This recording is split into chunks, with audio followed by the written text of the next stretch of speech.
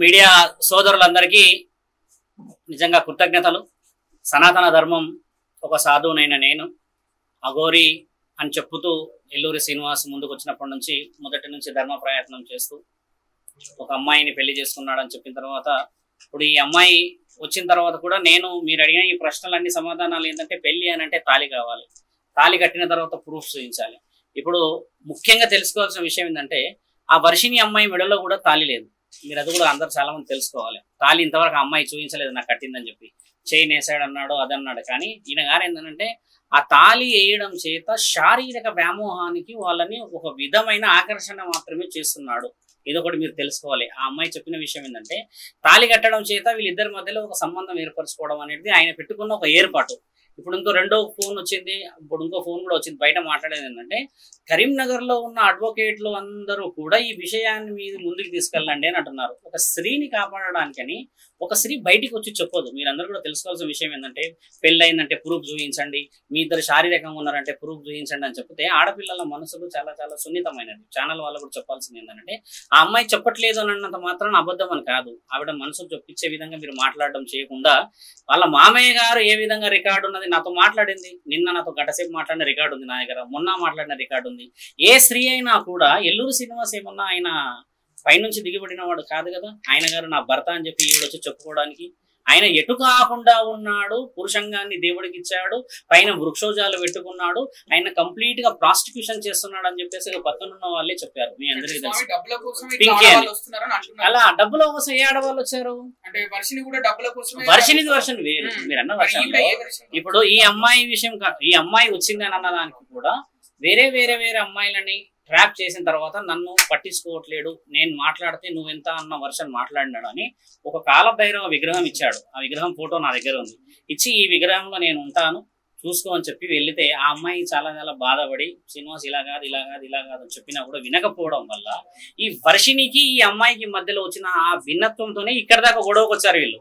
వాళ్ళల్లో ముఖ్యంగా మీరు కూడా మీడియాలో తెలుసుకోవాల్సింది ఏంటంటే అమ్మా, ఇప్పుడు ఛానలైజేషన్ కోసం హెవీగా మనం పోర్ట్రేట్ చేస్తే ఆమె నిజాలు చెప్పలేదు, భయపడి ఎందుకు పోతున్నది. అడ్వకేట్ గారి దగ్గరికి శివరుద్ర దగ్గర వచ్చిందనంటే న్యాయం కోసం ధర్మం కోసం పోరాడుతున్నాం కాబట్టి స్వామి ఒక నెల నుంచి చూస్తున్నాం మీ నెంబర్ తీసుకోవడానికి భయం వేసి నేను ఫోన్ చేయట్లేదు అని చెప్పింది. అంటే ఒక ఆడపిల్ల ఒక సాధువుకు ఫోన్ చేయడానికి భయపడింది అంటే ఇప్పుడు ఇంతమంది వచ్చి అడుగుతారా అనేది లేదు కదా.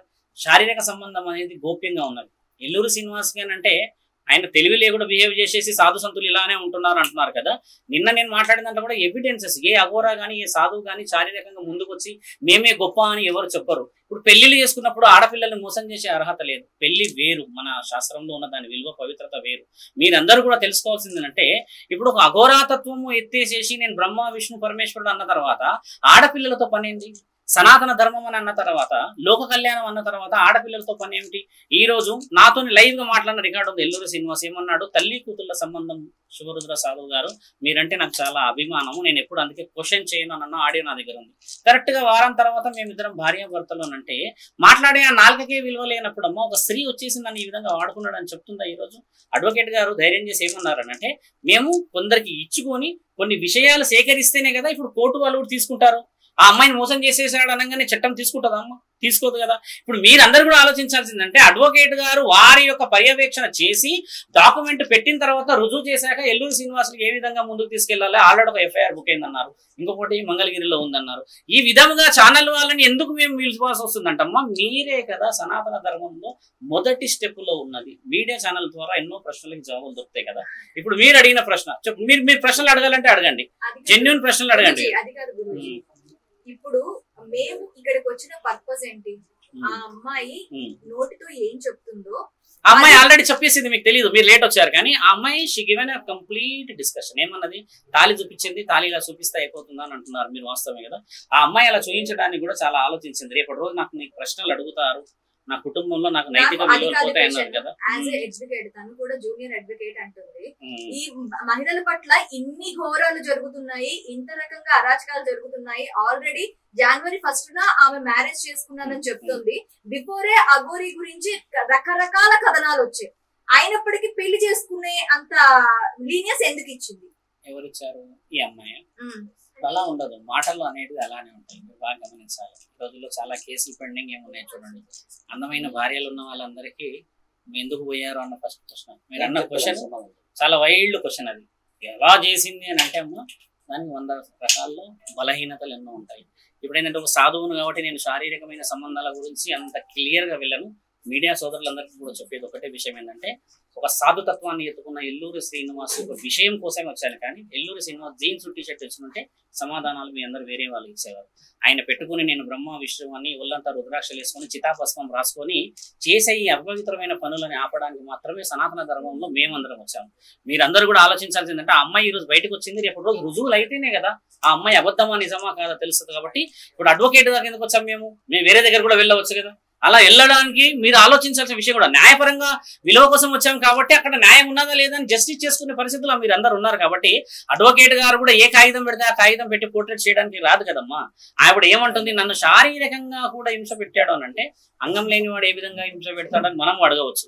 కాబట్టి ఏంటంటే ఆ అమ్మాయి మళ్ళీ ఇంకెన్నో విషయాలు చెప్తుంది. కొంచెం ధైర్యంగా ముందుకు వెళ్ళాలి మనందరం. మీరు కూడా అన్ని విషయాలు నిజ నిజాల నిర్ధారణ చేసుకున్న తర్వాత నన్ను అడగవచ్చు. ఆ అమ్మాయి ఒకవేళ ఎల్లూరి శ్రీనివాస్ చెప్పిన అమ్మాయి కాదు, ఈవిడ గారే ఏదో డబ్బుల కోసమో ఆశపడి బయటకు వచ్చింది అని మీరు ఒకవేళ అనుకుంటే నేనైతే సాక్ష్యంగా ఉన్నాను. మీరు ఏదో అన్నారని వాళ్ళు ఏదో అన్నారని చెప్పేసి అయితే పారిపోయటం అని కాదు.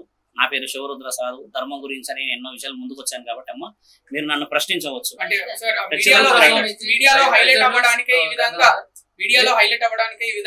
అలా రాలేరు ఆడపిల్ల. ఎంతమంది ఆడపిల్లలు వచ్చారు చెప్పండి మీడియాలో హైలైట్ కావడానికి? లేదు, అలా రారు. మీరు అనుకోవడం పొరపాటు.